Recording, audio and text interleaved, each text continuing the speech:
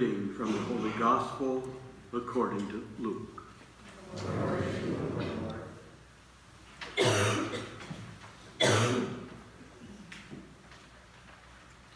Jesus said to his disciples, "There will be signs in the sun, the moon, and the stars.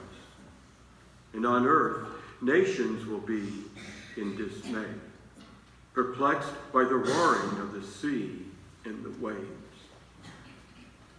People will die of fright in anticipation of what is coming upon the world, for the powers of the heavens will be shaken.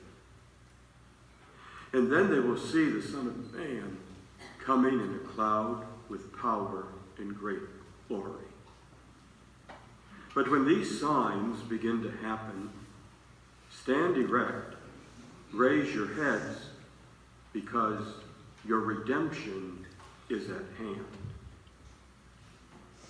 Beware that your hearts do not become drowsy with carousing and drunkenness and the anxieties of daily life, and that day catch you by surprise like a trap. For that day will assault everyone who lives on the face of the earth.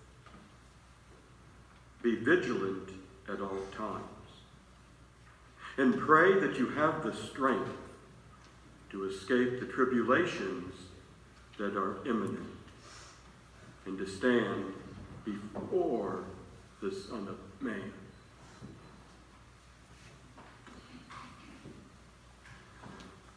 The Gospel of the Lord. Praise to you, Lord Jesus Christ.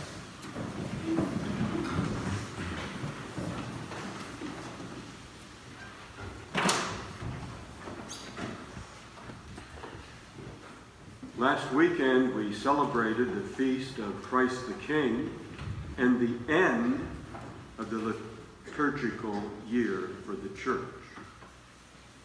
Today, we celebrate the first Sunday of Advent and the beginning of a new liturgical calendar. The new church year begins with a 4-week celebration of 3 Advents. And those 3 Advents are Advent of the past, Advent of the present, Advent of the future.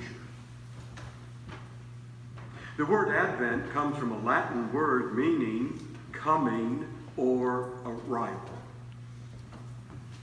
The 3 comings, or the 3 arrivals that we celebrate are, first, the coming of Jesus Christ in history with his birth.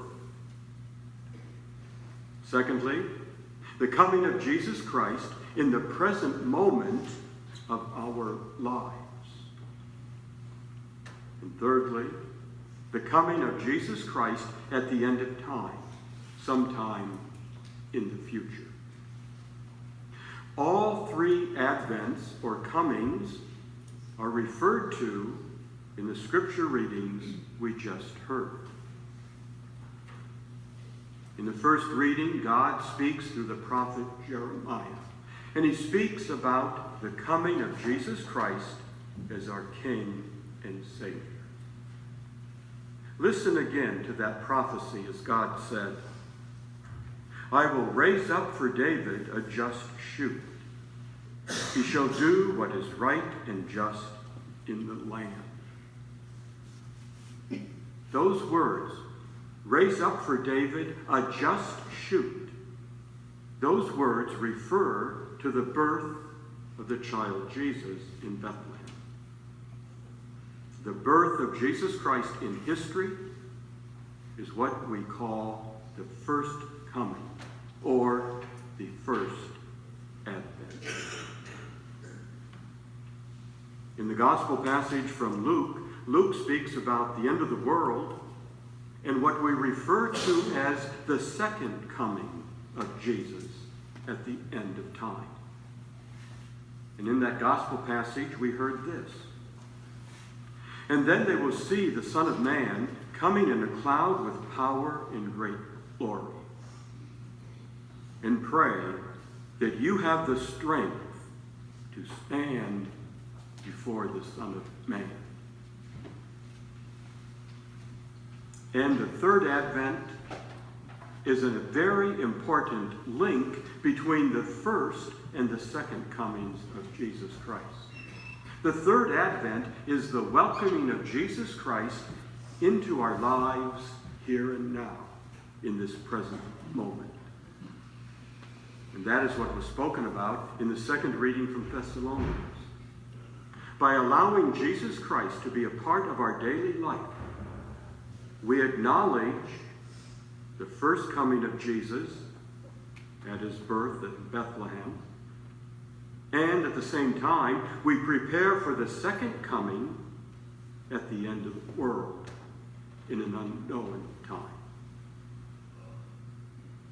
The scripture readings on this first Sunday of Advent offer 3 suggestions for daily life. On the road of life, we should be prepared and ready to get off the road at any point.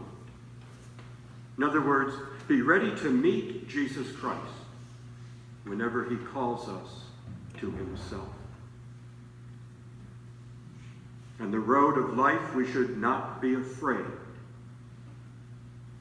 Be prepared, but do not worry about the end, because fear, worry, and anxiety do not allow our minds and hearts to be open to the Lord working in our life. On the road of life, we should improve our relationships.